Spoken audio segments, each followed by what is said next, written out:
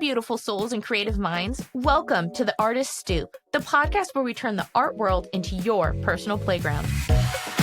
I'm Jillian Zapata, your host, and I can't wait to dive into the art world with you. Each episode will be kicking it with an incredible artist, unraveling their stories and turning the spotlight on the magic that happens beyond the brush. Get ready to discover new perspectives, forge connections, and immerse yourself one captivating conversation at a time. So grab your favorite beverage, maybe a sketchbook, and let's jump into the kaleidoscope of creativity together. This is the Artist Stoop, where art isn't just a thing you see, it's an experience you feel.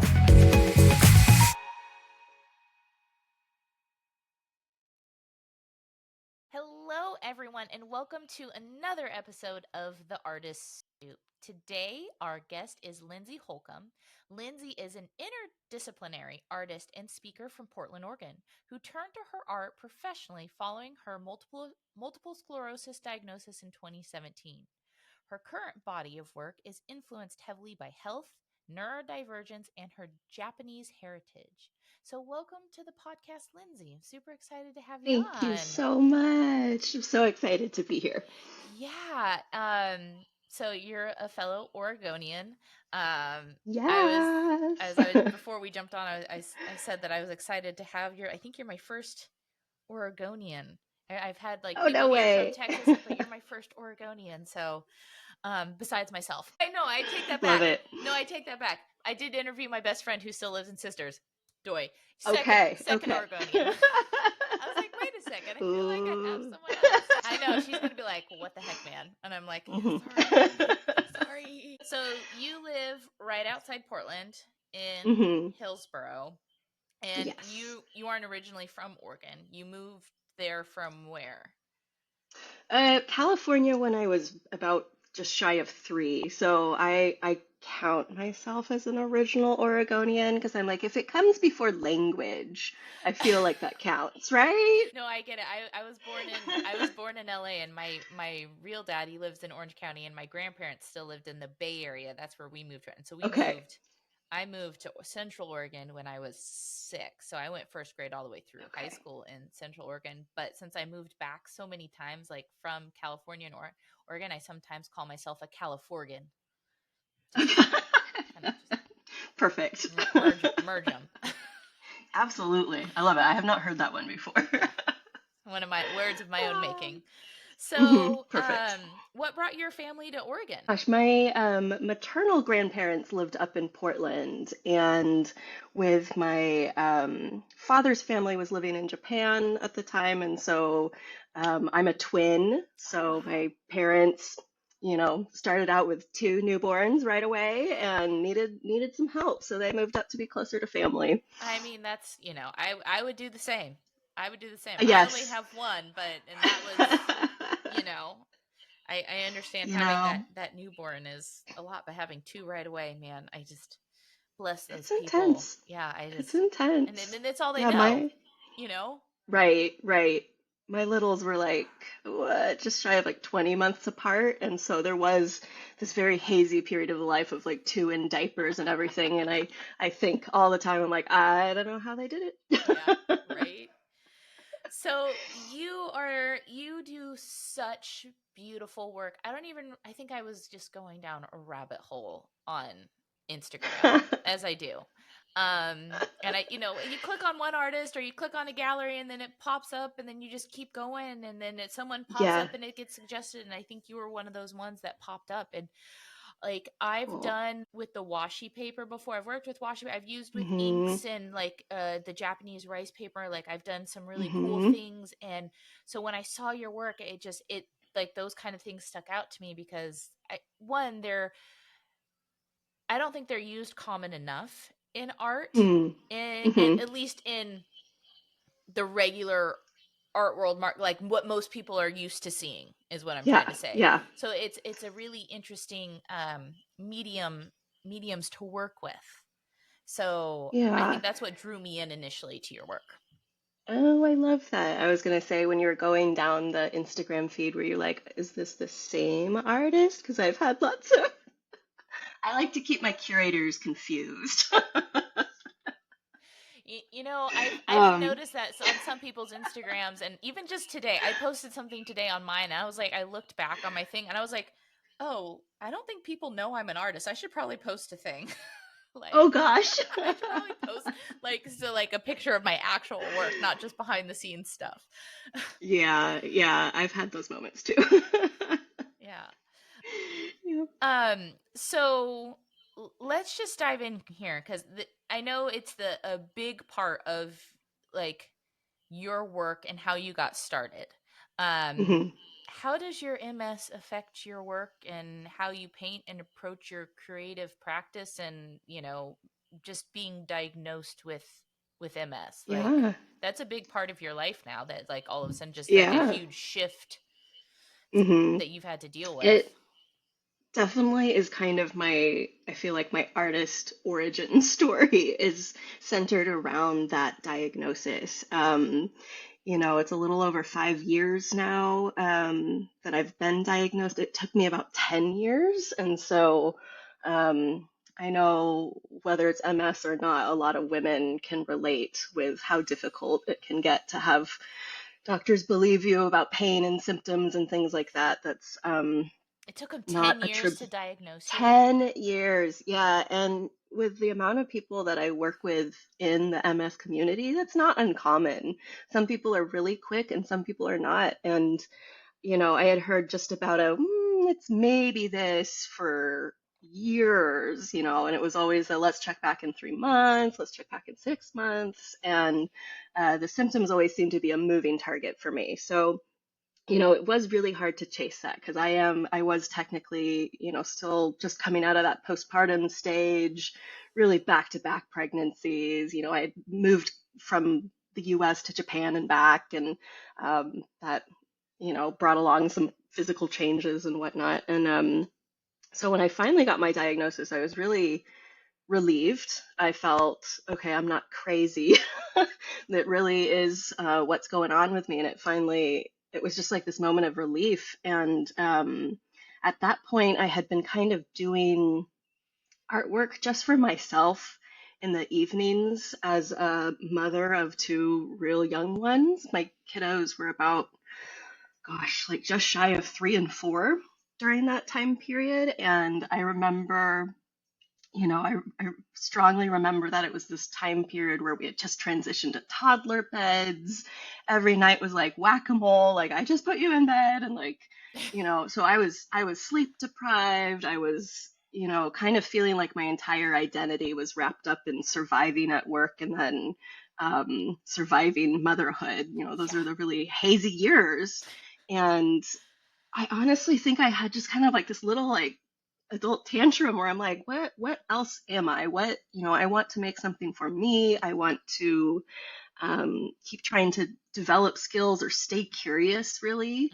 Hmm. So I just ordered some supplies on Amazon, one of those like 1 a.m. clicks. You're Just like, like, I sure, let's need try this. this. Yeah, I'm like, that seems fun. I don't really know what to do with that. I should say, I've grown up around art. I have a lot of artists in my family. I have a very talented aunt. My mother's a watercolor artist. My sister's a jeweler and a painter, and my brother um, does a lot of art digitally and things like that. So I've grown up around it, but it was always for me something I kind of did after work, after 10 p.m., just kind of, And unwinding, like, I need to do something for myself today and fill yeah. my cup back up. I hear you on that one. Absolutely. Like, I just really remember that, like, exhaustion of motherhood at that time. And, like, what I felt like I wanted to chase was that, like, shiver that you get when you open a new box of crayons, Oh, it's the I was best like, feeling remember ever. that? Yes. I was like, I am 40, I'm almost 42, and I still, like, show me something better than that. And that's what I like needed to break through this fog. I'm like, I want to be really excited about this new thing. Had you talked to me back then, I would have said, I would have been a little bit sheepish to admit, that I was an artist or wanting to show you my art. So it was very personal Yeah. at that time. a long ramble to getting us to the night of after seeing my first MRI scan. It was really frightening, even though I felt like I owned the diagnosis, I was at peace with it. Um, I'm deeply thankful for people that are interested about going into medicine and studying the body and all of that. I have zero interest. Like, I don't want to know what's going on. I am so squeamish. I'm like, please don't say blood to me. Please don't say vein to me. Like, yes, I've had children, but I'm like, don't, ugh, you know. And so if you show me a picture of my brain with lesions in it, it was a dark moment.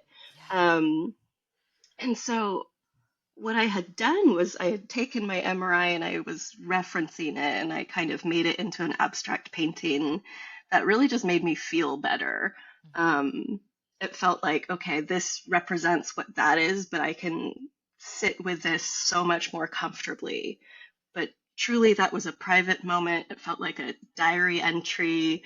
Um, and I think I had posted it to my Instagram, which at that point was like my mom and six friends, and and it was shared kind of unexpectedly by the MS Society, and I suddenly felt like I found all my people Yeah. because You found a tribe. the yes, which I had struggled to find at that point. Where I was like, oh, could we talk about this through art? And it like feels more comfortable to look at, and it feels more personal. And um, since then, I would have never been able to tell you where I sit today. That I've worked with over 380 people to paint their MRIs and give them that same moment. Ugh. But that's what has happened, and that is kind of how my journey as declaring I'm a professional artist started. So it was really like learning alongside the snowball rolling, Mm-hmm. you know. Yeah. And that has changed over the years for sure. Started out with primarily focusing on these like MRI transformations, which I could talk your ear off all day about. Um, they're I'm so humbled to be able to provide that moment for people to look forward to seeing their MRI as something else that feels personal to them. But I've kind of taken that intention and tried to now bring it into my other artwork. What am I outside of MS and talking about just specifically like the brain and lesions and things like that? How do I translate what my personal experience is into my artwork? And it's been strange to do that in a very public arena, which is why I kind of joke with you. I'm like, do I look like the same artist if you like scroll back? Yeah. Well, no, it's interesting because it's just like you have MS doesn't Hmm. like own you, like in that Right. sense. Like it does not define who you are as a person. It's a thing that you have, you know. Yes. um Yes. but I think it's really beautiful, turning to art. I'm reading this book right now, and it's an incredible book. It's called The Brain on Art or something like that, and it talks about the Okay. neurodivergence. And hold on, let me just, because I'm listening to it on audio, because as a mom of a 1 year old, you don't have time to sit down and read a book. Yeah, Your Brain on Audio is Art. king. Yes. Audiobook is king. Yes. It's called Your Brain on Art, and it talks ultimately about how we actually in society, in order to survive and be happy and be our fullest self, we need art in Hmm. our lives. We need to either experience it by doing it, we need to be surrounded by it, we need the culture of it. And then there's like also Yes. aspects of like, music and like wave frequencies that help calm you and center you. Like it's a Absolutely. fascinating book. Highly recommend it if anyone wants to Yes. like jump in and read. And it's in they even though it is a science book, they make it Hmm. super friendly for people who aren't sciency. You know Oh, what I I mean? love that. Which is I wrote it down. yeah. Yeah. And just like what you're saying, like just it makes me immediately think of this book because you've taken this diagnosis. Yes, you used it as your own therapy. You've helped other people Hmm. with this aspect and make it through their therapy. But now Hmm. as I've seen in your work and whatnot, you're turning it and saying, okay, I have this, but how else? Who is Lindsay now? Who is Lindsay the Hmm. artist that I have this diagnosis and I can dive deeper into this theme? Yeah. Yeah. It has, I'd say in these past couple years, transformed a little bit more to like how is it that I feel and operate in my body and how that affects my process. And so a lot of that was moving to digital artwork and saying, you know what, after I finish these really detailed, they're double layered ink thread with embroidery and all sorts of little things on top of it. I was becoming wrecked after doing like big pieces Yeah. that I kind of felt others were expecting me to do. Like, this is my style that I work in. And I'm like, well, I don't feel very true to why I create if I continue to push myself to, um, be stuck in bed for a week because I just pushed too hard against my symptoms to create a detailed piece. So, what does that look like now? That looks like creating digitally or painting with my eyes closed so that, I know that my symptoms will advance and I know that there will be a grief that comes along with that, especially as a visual artist. Mm-hmm. But I think there's different ways to practice that. I'm sorry, Beethoven wrote symphonies and you couldn't hear. There's ways around it, and it's made me stay curious and very just have a lot of grace for how my body and mind are changing while still pursuing this profession, you know. And even though a painting may look like a very simple sweep to somebody else, I'm like, that is a triumphant piece to me because I practice really fluid, large, painting movements like some people practice yoga. Mm-hmm. Like, I go on my floor, or like I do different heights through the day, like to my desk, of like practicing, like, can I do one movement fluidly without kind of like hitting a glitch in the middle?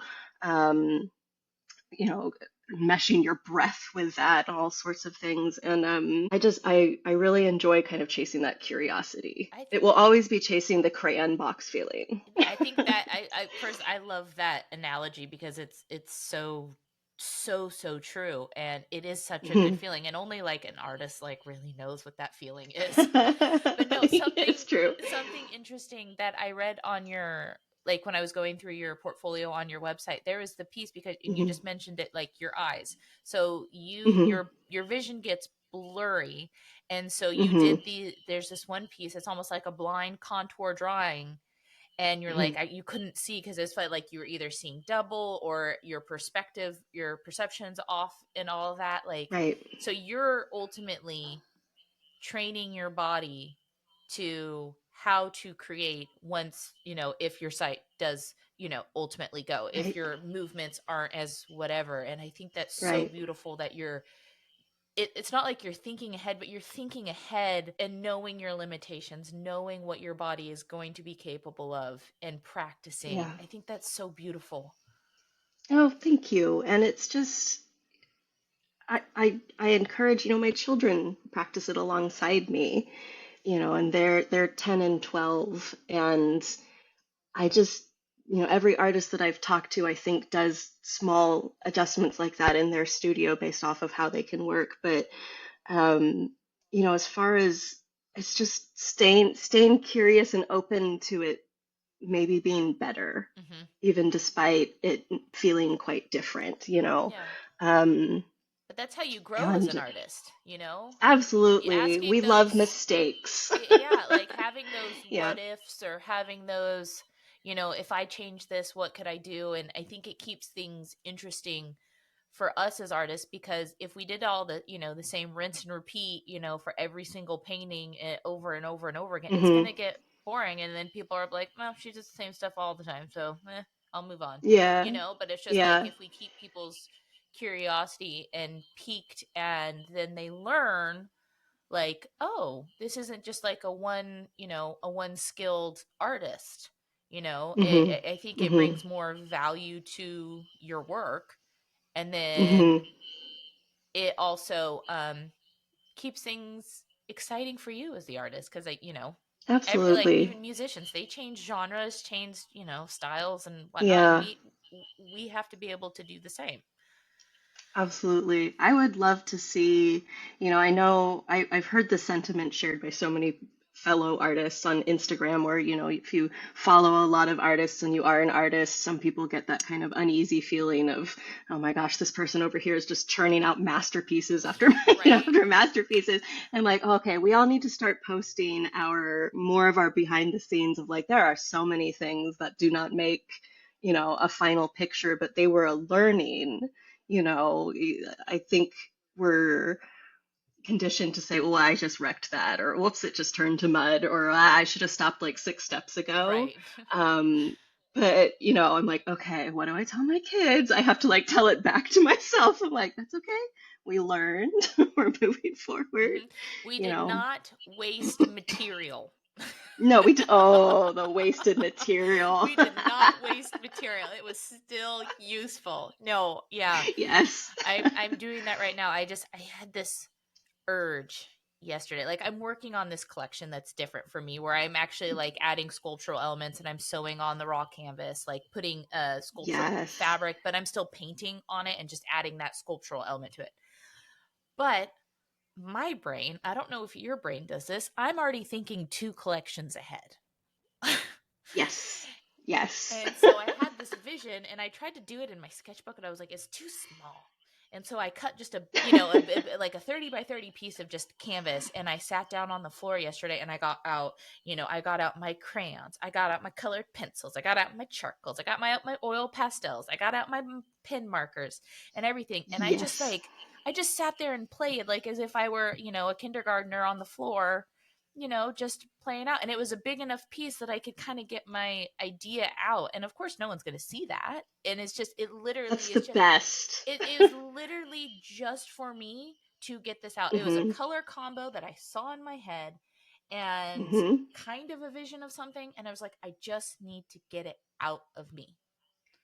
Yes, yes.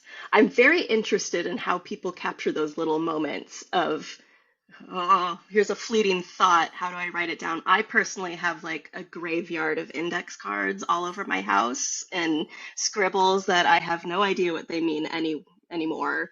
I'll occasionally show my notebook to my therapist and be like, "Oh, it was one of these weekends where I'm like, this is not the brain of a normal person."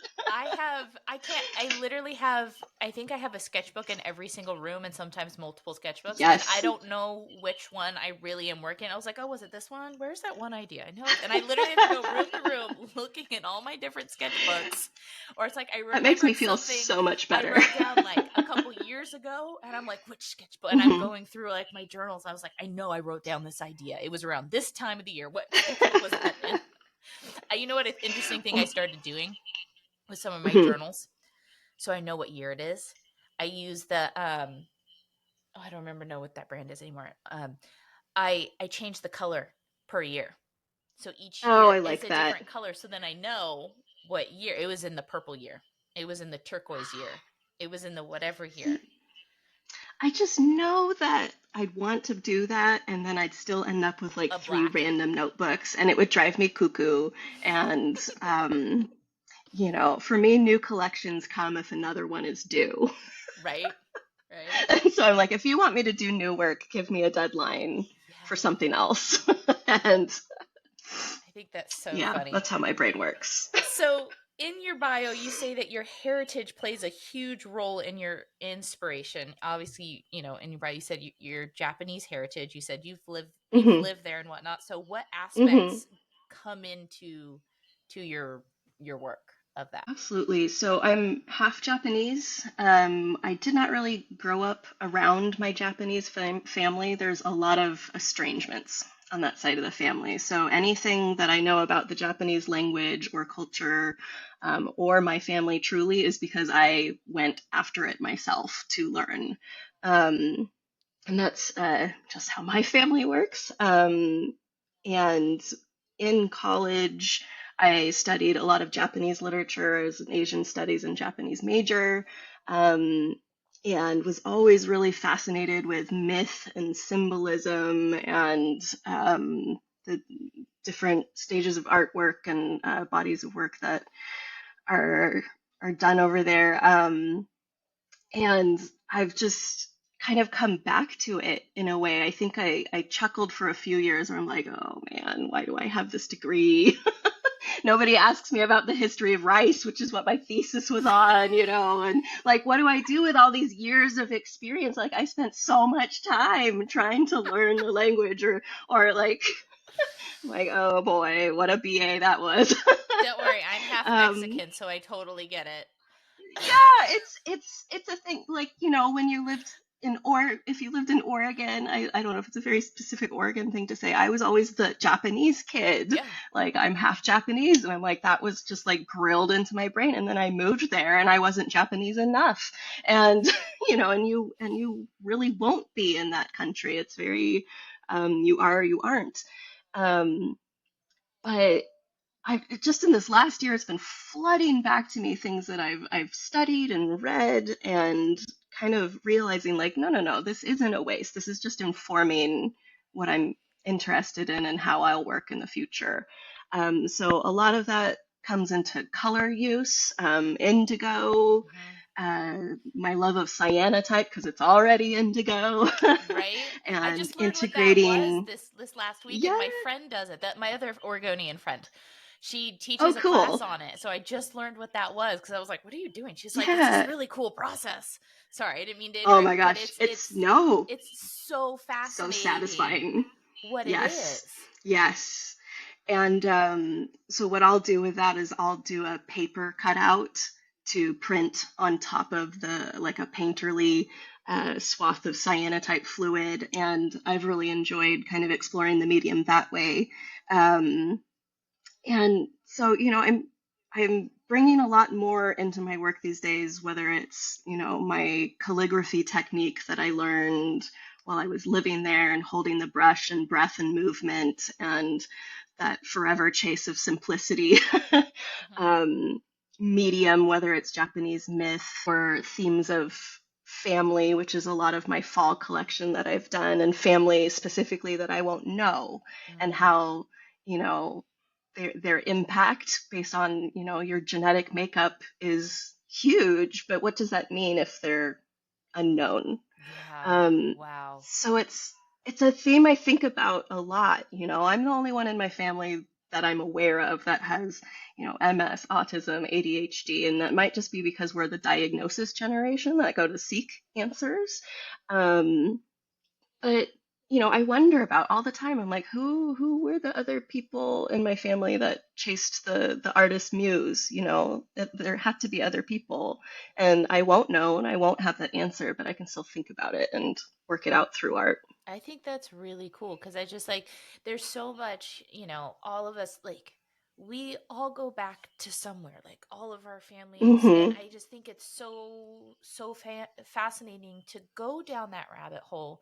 And it's not Hmm. only even if you don't find answers or even you might not find the answers that you're looking for, you're still coming up Hmm. with you are still coming up with an answer of sorts, Yes. and I think knowledge is power, and Hmm. especially when it comes to ultimately helping trying to define who you are as a person and where you actually came from. And I think it's Yes. culture is so important. And I'm, even though I didn't grow up with my father, obviously, or my family in Mexico, I still go and visit them.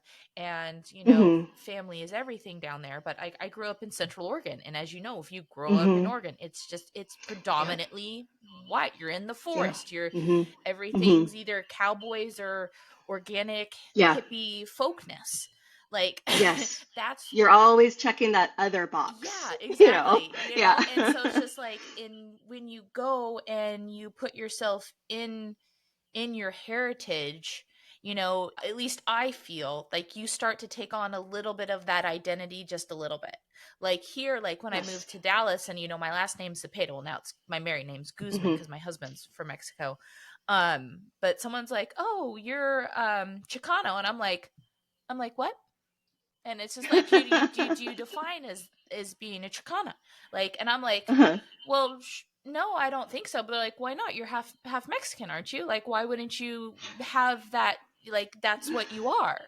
And I never Yeah. thought of it because of where I grew up, you Hmm. know? So it's just Hmm. like it's interesting to Oh, see like having like your Japanese heritage and obviously you growing up in Oregon having that same kind of like cultural like right. whiteness ultimately and not having a whole lot of Hmm. diversity and then going to be in Japan. It's just like I find that utterly fascinating. Yeah, it was, it was a trip, and it's something I continue to think through for, my daughters who are now a quarter Japanese. Hmm. Um, and I remember it was a very unique experience for my mom growing up being married to a Japanese American man, and she, of course, her last name was Matsuo, and so Is that she was a teacher, Italian? and I think no, Matsuo is Oh, Japanese. Matsu, okay, sorry. And so she was a teacher, and people would see, oh, okay, I have Mrs. Matsuo this fall, and then in comes this like Swede looking, like she's not Japanese, and I have the reverse, being now married into the Holcomb family. I'm like, Yeah. ta-da!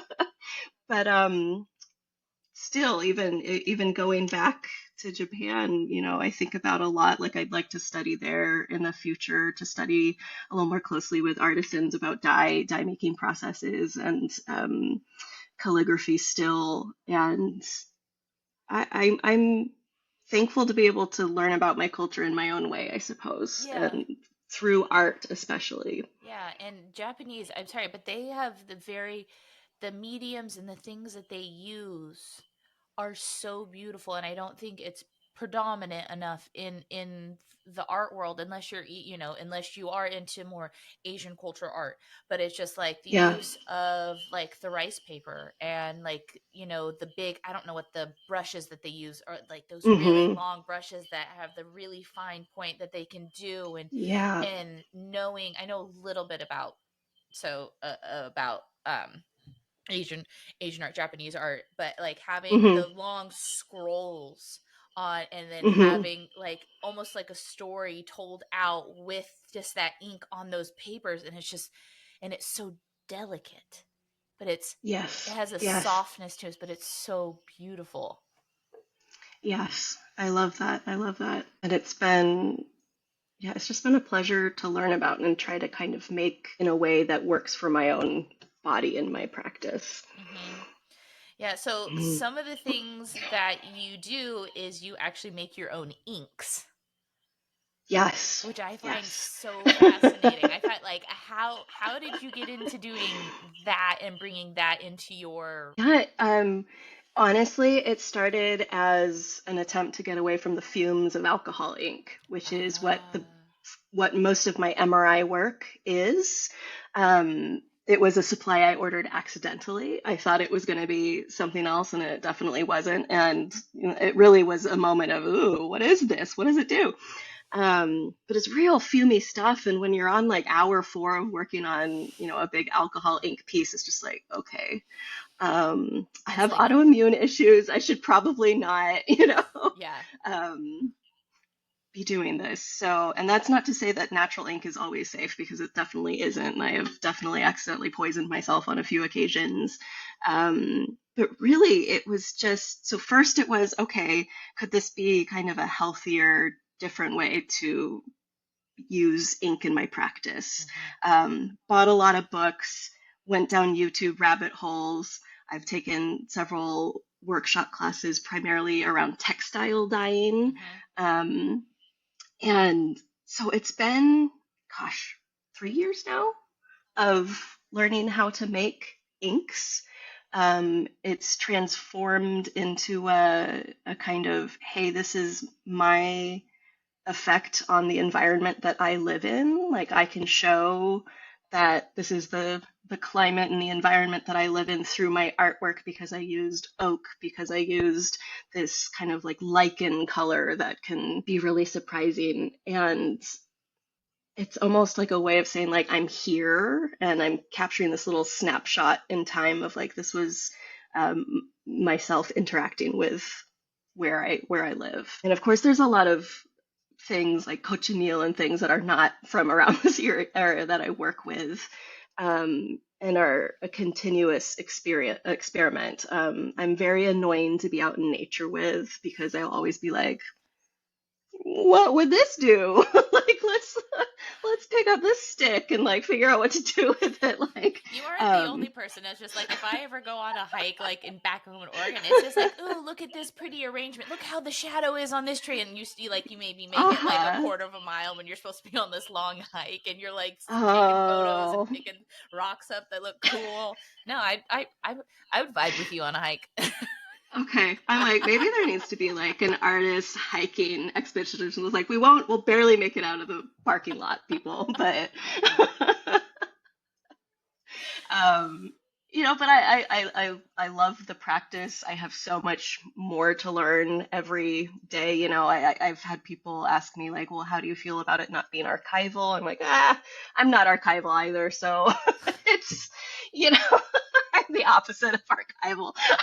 So if it fades in 100 years, I hope people enjoyed it for 100 years. Right? Like, You know, yeah, they can pass it down there's until it is no longer. Yeah. I was a solid C student in chemistry, so I don't know if I could tell you in any coherent way what's happening with the alchemy or science behind any of it, but it's a pleasure to learn and experiment with. I'm just constantly learning, constantly Yeah, I learning. think that's fun, and I think it's important as artists, to understand like the mediums and things that we're working with a lot of the time, and Hmm. how it's going to interact, like, how and it's also part of the experimentation of what can you blend, like what different mediums can you use together and what don't work, you know, Yes, because yes. there's all those rules about some things like Oh, just don't go, and I was like, are those just more like guidelines, or is that a real thing? I'm gonna test this out you anyway. know, that's a class I've never taken, and I don't know if I'd survive it because most of any reason I use any mediums the way I do is purely from trial and error and mistake. If someone's like, "Oh, that's a really unusual way to use it," I'd be like, "How do you use it? Like, how am I supposed to use it? I don't know." And I embrace that. Like, I am definitely using things wrong, but I like what they do. Yeah. No, I actually, so sometimes I've painted with encaustic. Do you know what that is?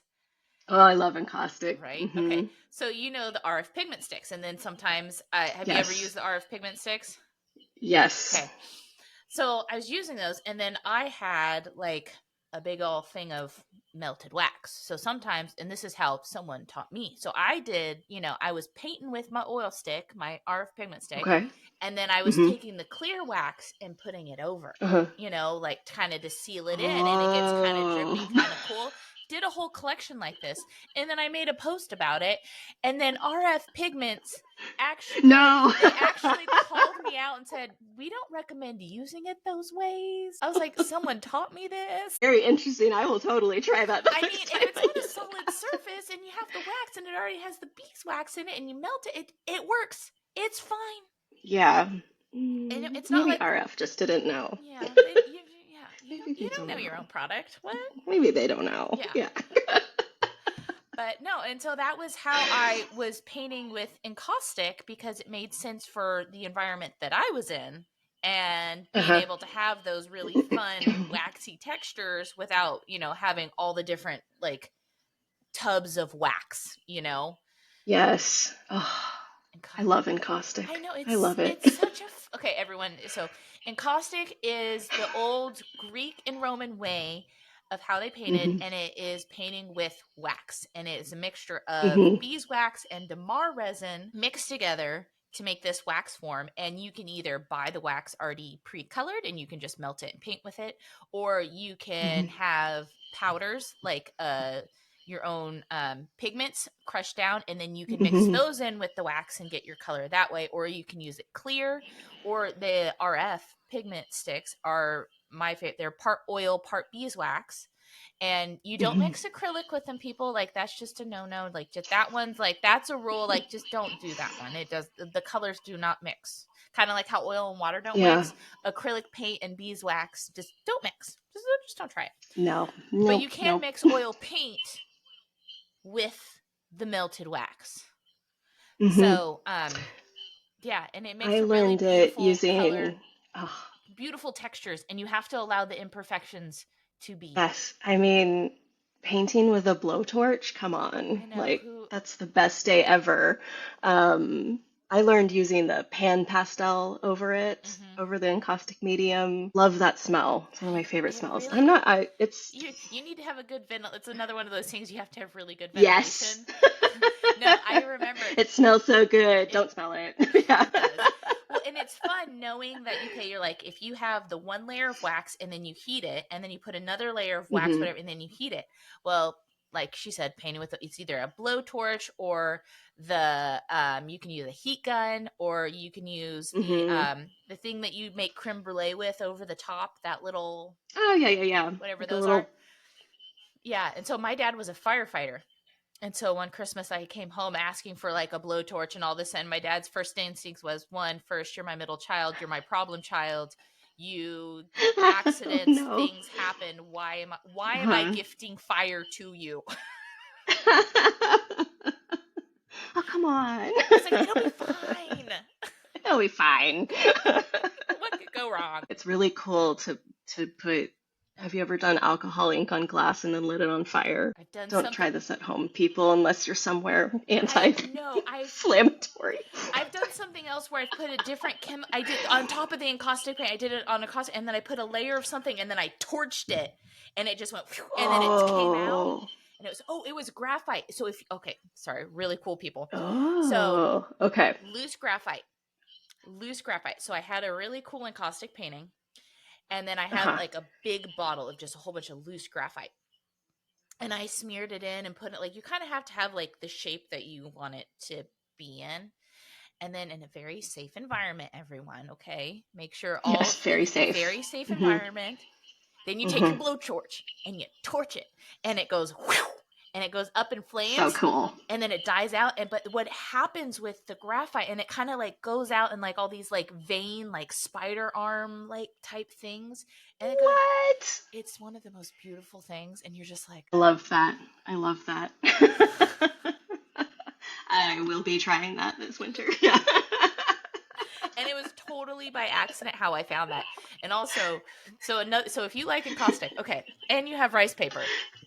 So this is another Yes. thing that I have done. Hmm. I think I actually do I have one right here? Hold up. Ooh, goodies. I love show and Sorry, tell. side note again. Because you have to see this. It's really freaking Yeah. cool. And I discovered this is another one of my experimental times. So I have this. Okay. Ooh. Okay. So I Hmm. took rice paper and I Hmm. drew on it and like used charcoal, and then I used just really fine like black, paint on it. Then I glued it down onto a wood panel, and Hmm. then I like shaded in more where I wanted it to be darker and did that whole graphite thing. And then you put clear wax over the top. And then I Uh, used like some bronze. Oh no, what I did is I did the bronze like copper color wax, and then I put clear wax over hmm. the top, and then the paper just kind of melts away. But then all these Oh, freaking cool delightful. textures in the charcoal, Oh, yes. like Oh, look at that. That's yummy texture. it really is. And I haven't done it in a while, but like for a while, like this is how I experimented with encaustic, I love because it. I love it was it. small enough that I could play around with it, and it wasn't a whole big setup. I have to run downstairs to get it, but my encaustic phase, my first one, let's say first one, because I love the medium. I admire other people's work much more than what I can produce with encaustic. But I was working over like mesh wire Oh, and doing swaths of the encaustic over copper, which will change with different temperature and all of that, yeah. and then playing with it in a shadow environment, which is really fun, but just like a nightmare to store if you're like needing to store your artwork. Dusting it, no idea. So I love it. I love experimentation. Yes. It's fun. So just real quick, while we still have some time, so I do want to talk about one of your pieces, because I think Okay. it's so incredibly beautiful and moving. Like some of your pieces, like you have faces and whatnot. Some of them are bodies, some of them are purely like abstract form, like nature stuff. But there's this Hmm. one piece called Audience Indigo, And I wish I could describe it. I'll put it in the show notes, everyone, and I encourage you to jump Awesome. in and, see it.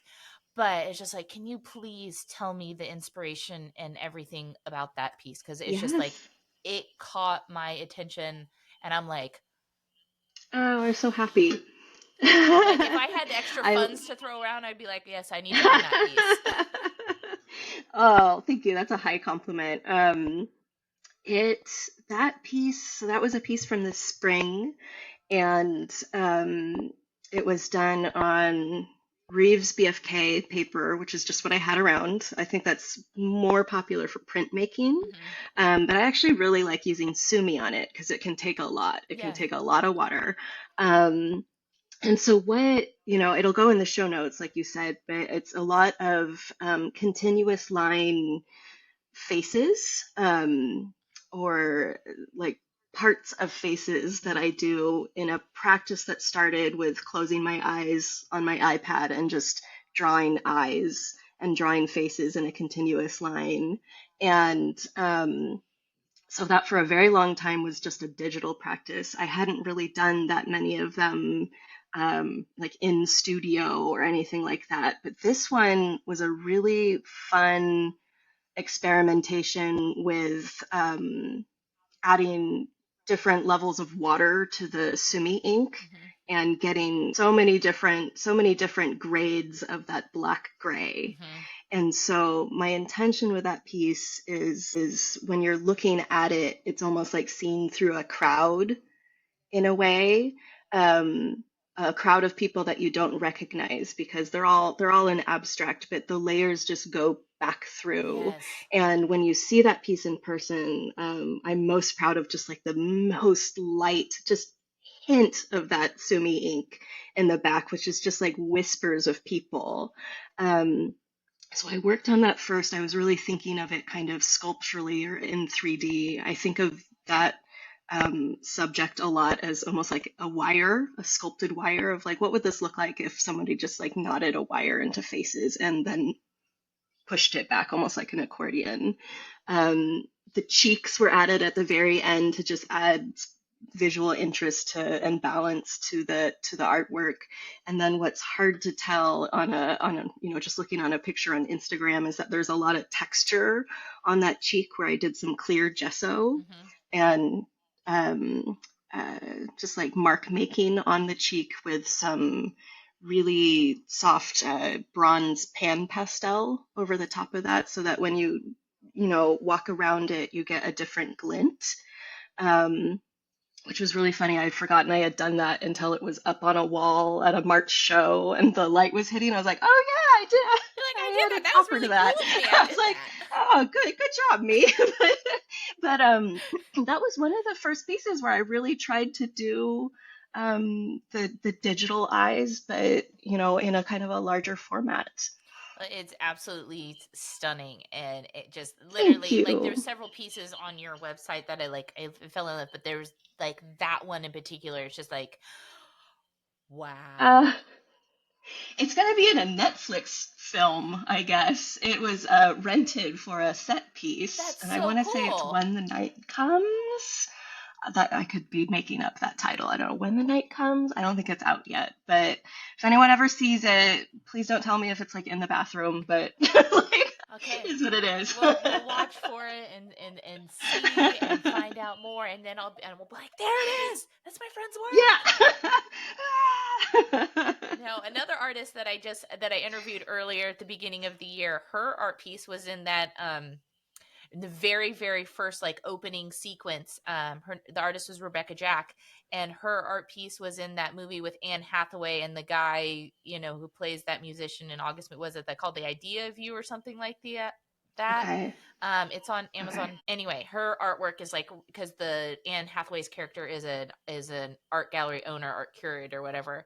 And yeah, so her piece is right there like in that opening sequence, and it was like, hey, I know That's that so work. cool. That's so cool. So now I have That's two fun. two really famous artists on my podcast. Yes. Goodness. Yes.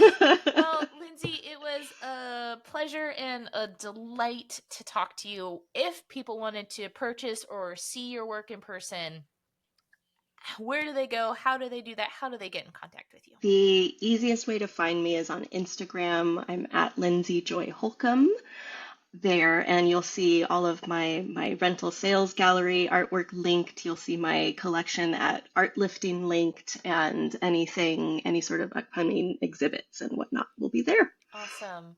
Well, thank you so much for coming on the podcast today and sharing your stories and inspirations. And I'm so glad I found another person who knows and has worked with Encaustic. That was a surprise for me. It was a pleasure. Yes.